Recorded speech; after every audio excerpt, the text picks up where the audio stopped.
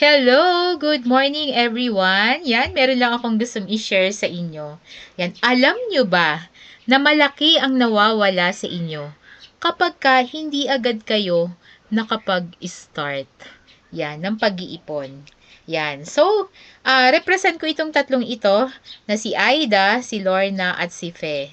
Si Aida, nakilala niya si IMG at age 25.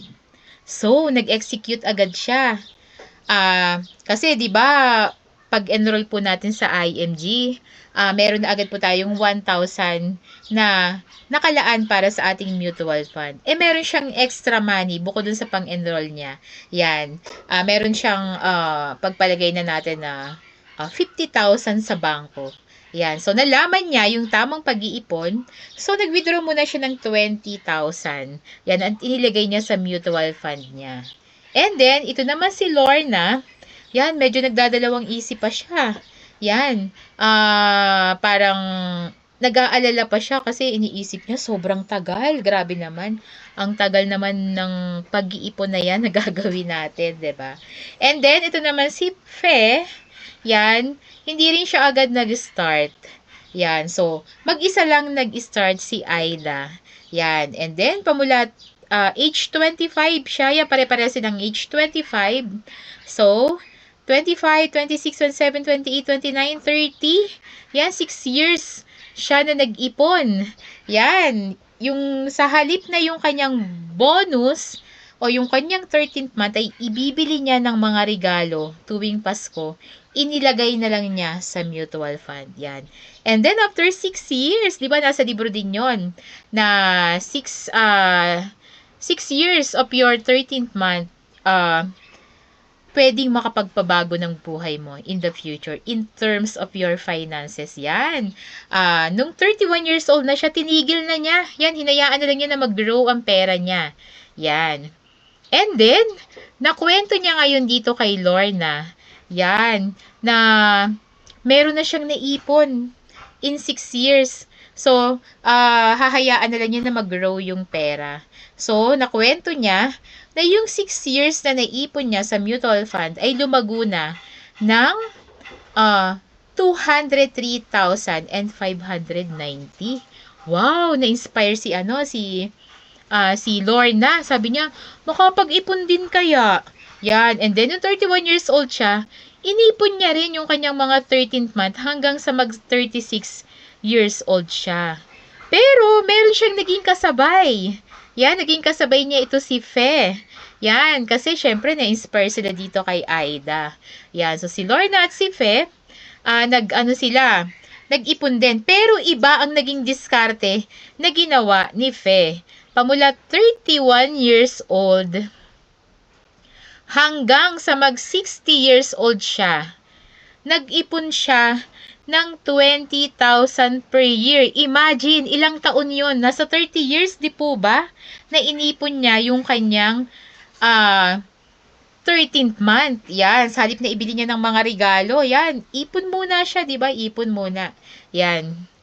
Yun yung naging diskarte niya. Pero kung mapapansin nyo po dito sa baba, ang naipon po ni Aida, nung sila po ay mag-retire na, 60 na sila.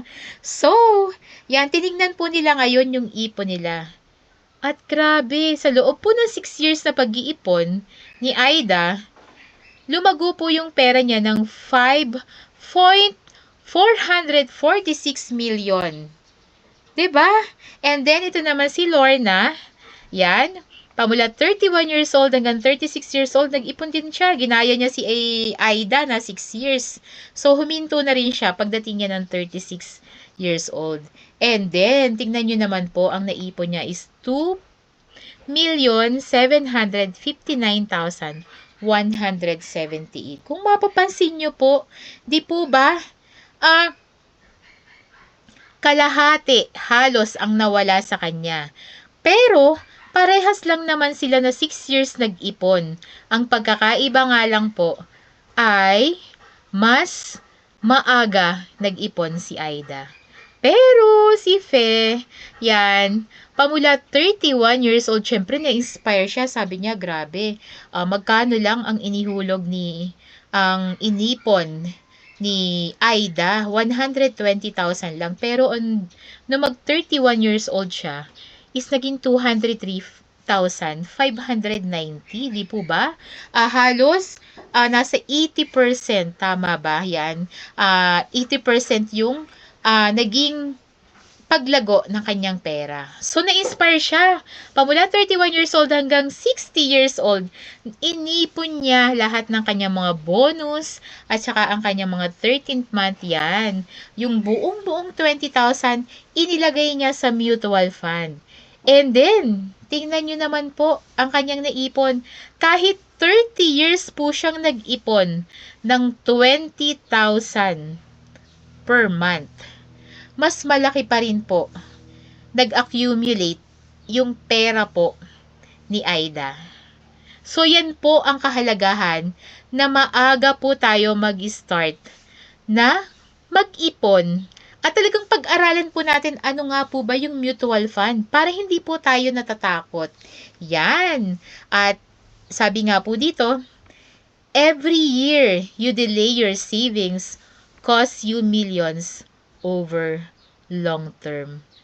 At sa example po na ito, yan, makikita nyo naman po na sobrang halaga po talaga na maaga pa lang kapag ka naintindihan mo na, may nag-share sa'yo, huwag ka nang magpatumpik-tumpik pa.